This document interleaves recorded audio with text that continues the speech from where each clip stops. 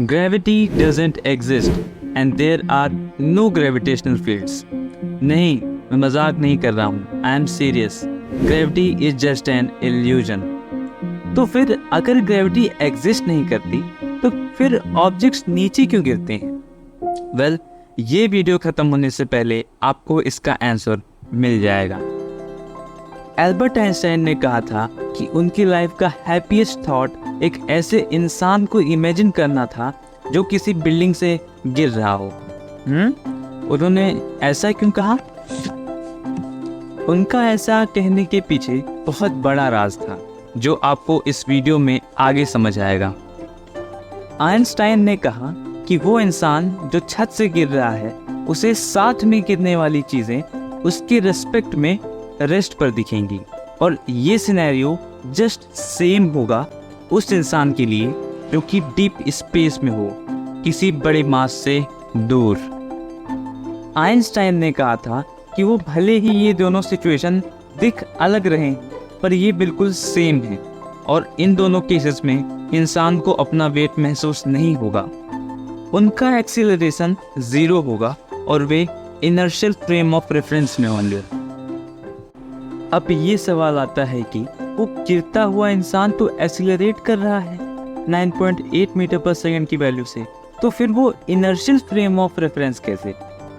तो सपोज करिए कि वो रॉकेट किसी प्लेनेट के पास पहुंच गया और रॉकेट अपने पाथ को कम करके प्लेनेट की तरफ और तेजी से एक्सीलरेट करने लगा.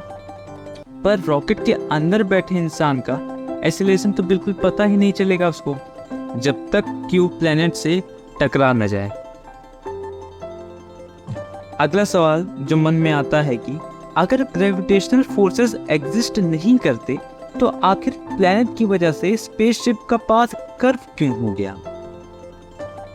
इसका आंसर है स्पेस टाइम.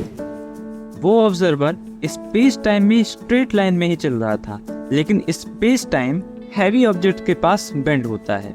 एक दूसरा एग्जांपल देता हूँ आपको एरोप्लेन, जिससे एकदम समझ में आएगा. आप एरोप्लेन्स एक शहर से दूसरे शहर जाती है स्ट्रेट पाथ से.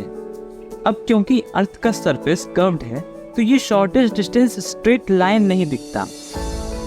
इस कर्व पाथ को कहते हैं जियोडेसिक्स.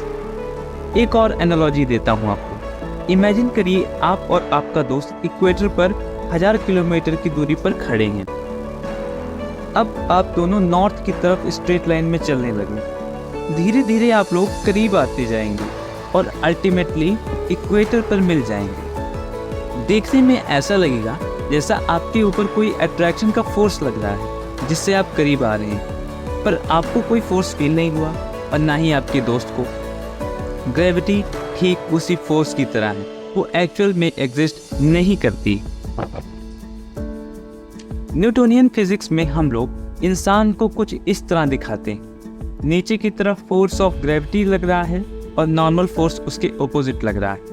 दोनों फोर्सेस एक दूसरे को कैंसिल कर दे रहे हैं, इसीलिए नेट फोर्स 0 हो जा रहा है. लेकिन जनरल रिलेटिविटी में ग्रेविटी एक फोर्स नहीं है. इसका मतलब आपके ऊपर सिर्फ एक ही फोर्स लग रहा है, नॉर्मल फोर्स, और आप एक्सीलरेट भी कर रहे हैं ऊपर की तरफ. पर आप तो ये कहेंगे मैं तो ऊपर की तरफ एक्सीलरेट नहीं कर रहा हूँ. पर प्रॉब्लम ये है कि आपके आसपास की कोई चीज़ नहीं ऊपर जाती हुई दिख रही है, क्योंकि वो सब यहाँ तक कि आप भी non inertial frame of reference में हैं. असली सिचुएशन देखने के लिए आपको कोई ऐसी चीज़ चाहिए जो इनर्शियल हो, जैसे कि वो इंसान जो छत से गिर रहा हो.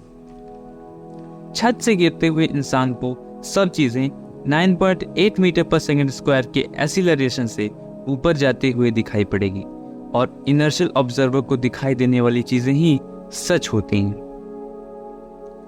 इस तरह से हमने ये प्रूव किया ग्रेविटी फोर्स क्यों नहीं. आज की इस वीडियो में बस इतना ही. आपको ये वीडियो कैसी लगी कमेंट सेक्शन में ज़रूर बताइए और मैं मिलता हूँ आपसे अगली वीडियो में.